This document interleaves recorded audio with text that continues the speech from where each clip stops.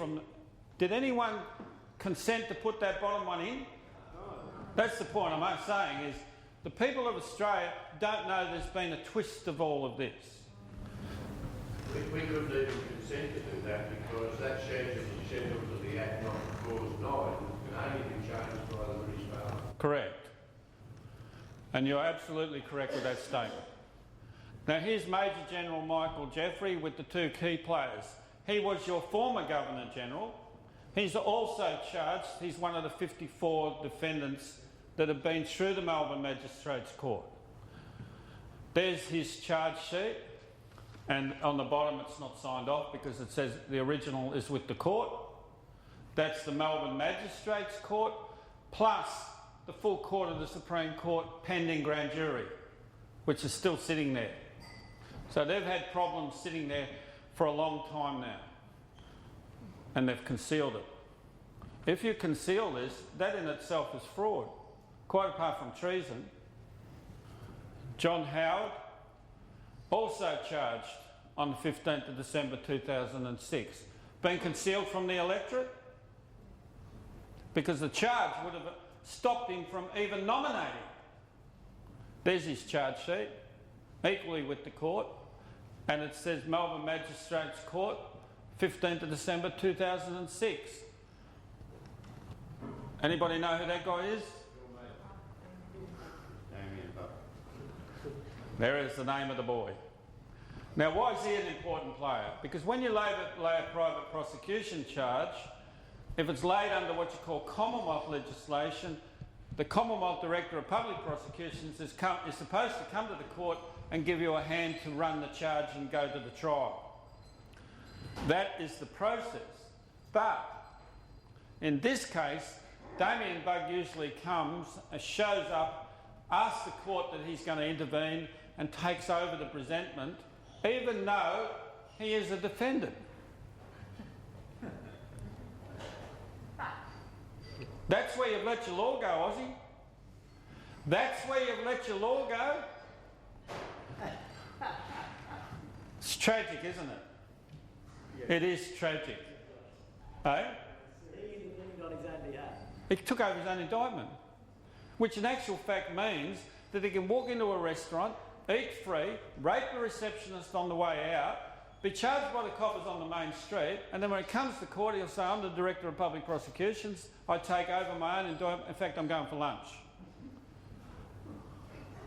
That's it. Wasn't he the guy in charge of Port Arthur? Good question. Yes, he was the Director of Public Prosecutions in Tasmania at the Port Arthur massacre. That in itself will turn out to show why the man is probably a protected species within Australia. I won't go any further than that at this point. Defendants pending grand jury hearing, there's a fair list. They've all been through the Melbourne Magistrates Court. Every one of those has been charged, served and had to front the Melbourne Magistrates Court, usually defended by Damien Bugg, who's also a defendant. And there you have, in the Commonwealth bracket, you have Julia Gillard, John Howard, Kim Beazley, and there's Governor-General Michael Jeffries, and so on. Those names, etc., are available on our website. It's called www.ElijahsChallenge, it'll be up on the board later, .net. There's 54 there, and probably another 20 from other individuals. The full court of the Supreme Court of Victoria has been told not to hear them.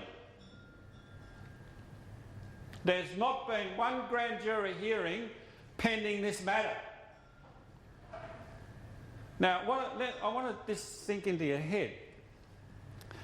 If the Parliament is prorogued by Saturday, and you have an election last Saturday of August, can any political party nominate to go back in? Can you say no louder than that? Because you're the Aussie, and he's absolutely correct. Because the first person walking in through that door will get hit with a treason charge. Why? Because the oath of allegiance has been breached.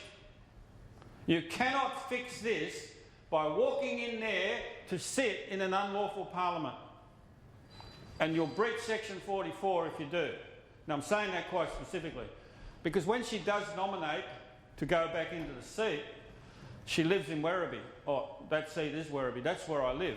I will nominate not to go into an illegal parliament, but to just simply say, I haven't any policies, I'm here to say Julia Gillard is disqualified. And so is every other candidate that tries to walk in the door, until you fix that problem.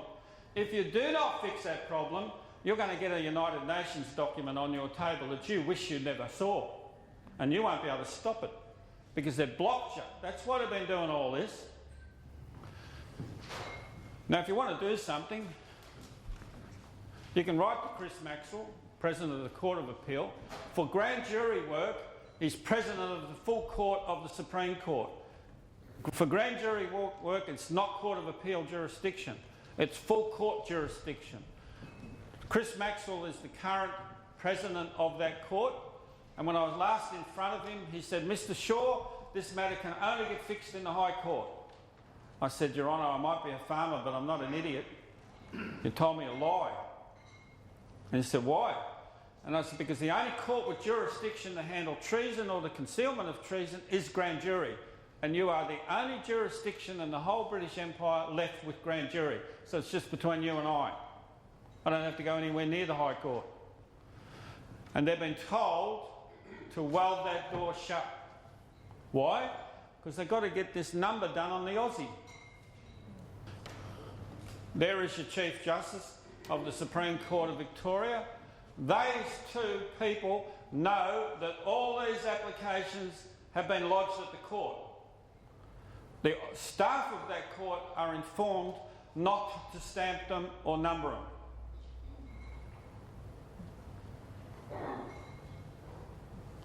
You feeling you're getting trapped here? And the biggest power you've got is to make sure they don't walk back into that parliament till they fix this problem. They got the problem, not you. Now we have Paul Coghlan, the former Director of Public Prosecutions in Victoria. He was equally charged because he kept coming to the court, taking over state jurisdictional work, and then walking out the same way as Damien Bugg did as the Commonwealth DPP. So Paul Coghlan got charged. What's happened to him since he was charged for this? He was elevated to be a Supreme Court judge. That's where he sits today. You're the people paying your Supreme Court judges. I think in Queensland you'd be paying them around 300 grand a year. That's what we pay down in Victoria. But they're actually not working your law. Because if they did, they wouldn't have let this happen. Jimmy McGinty. Well, Jimmy's got his own story, and a big one. But I'll give you a little story.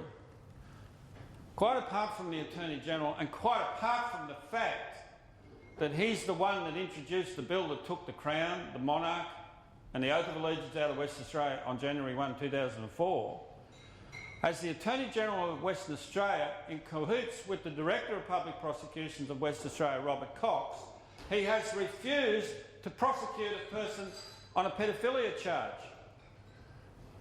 Do you know who that person is? He was at the time a Catholic priest. And at the time of the offence, he was involved in the offence with a Catholic nun and another nun and a 4-year-old boy. That nun and the priest obviously left the priesthood and the nunnery, went on to marry. The nun is Jimmy McGinty's sister. The priest is now his brother-in-law, and they were, last time we found them on the internet, running family welfare stuff here in Brisbane. And he refuses to charge.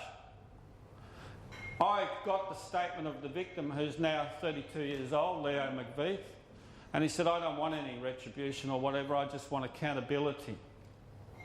And they've told me we will not be proceeding with any of those charges because of who she is. Now, I made that quite clear here, haven't I? Because you've got that little clan here in Queensland. And that is a sworn statement from Leo McVeith. We've taken it. So I'm not saying anything that Jimmy wouldn't want to hear. Here we have Rob Holes, Attorney General of Victoria. Now, Jimmy McGuinty, Rob Holes, and the Director of Public Prosecutions, Commonwealth Damien Bugg, have all issued civil writs against me in Victoria and in Western Australia to shut me up. Has it worked? No, but now it's starting to come back to bite them because they actually said, we've just got to shut this guy up. Why do they want me to shut up? Because it'll wake up you Aussies to what they're doing here. And they're doing something that's really tragic. They're getting away with this because the average Aussie thinks the average Aussie wouldn't cook up a plan like this. Would that be reasonable? To think the average Aussie wouldn't even get involved in a thing like this on a whole lot of other Aussies. But unfortunately they are. And while you as the elector, and I don't want to get involved in, gee, is the Constitution valid, was it done in the Versailles Treaty, all that rest of that rubbish. Keep that document on that table and make them accountable to it before anything else comes onto that table. Because if you don't, you will never get your law back. That is guaranteed. You've got too big of a number happening here. Now, here we have the Masonic Lodge. Well, hello, there's no big pardons here. That's James Marley. At the time, he was the Grand Master of the Masonic Lodge in Perth. Standing beside him is Sue Walker. She's a politician in the West Australian Parliament. She also runs her own law firm. At one stage, she said this, which is recorded in Hansard's in Western Australia: if Mr McGuinty wishes to finish his law degree, he can come to my law firm for a year and finish his articles. So what did she discover or expose? What she said was their current Attorney General didn't finish his articles. And he's put through an act that took out the Queen, the Oath of Allegiance and the Crown as an article clerk. For God's sake, Aussie, I'm a farmer. Where the hell have you been? I'm saying that quite passionately, because if you don't do something, they're doing it on you. He's charged. He was charged in the Perth Petty Sessions by us. On the day that he thought he would get off it, and he brought his UB barrister looking for adjournment, the magistrate said, I grant you the adjournment. Stand up, Mr Maley. He then stood up with his Masonic gear on, not that, his blazer, which meant I'm here on official business. The magistrate just said, serious indictable offences, post bail before you leave.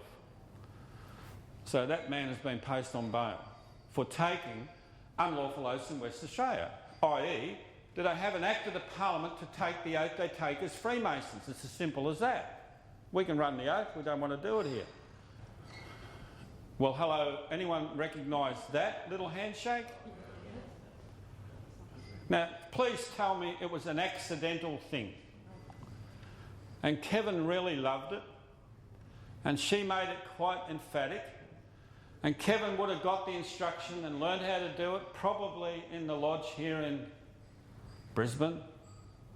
Probably, I'm saying allegedly, probably, whatever, with a whole lot of others who are taught how to do it, meaning if you do not know how to do this, you won't get very far in politics. It's another government. That's the one that's doing the number on the Aussie. Now what do we find? Queen Elizabeth II, the most venerable order of the Hospital of St John of Jerusalem. That means, as the monarch of England, or purportedly, she actually holds a Vatican Masonic rank, because it was the Vatican that formed the Knights of St John of Jerusalem. Now, how come an English monarch hold a Vatican rank? I'm only an Aussie, a farmer, so I just can't work out, hang on, what side of the issue are you on? And there we have Queen Victoria's son, who was the head of all Blue Lodge Freemasonry around 1880 or whatever, and it was him that was able to get the Knights of St John of Jerusalem back into England in 1888. He's the one that succeeded Queen Victoria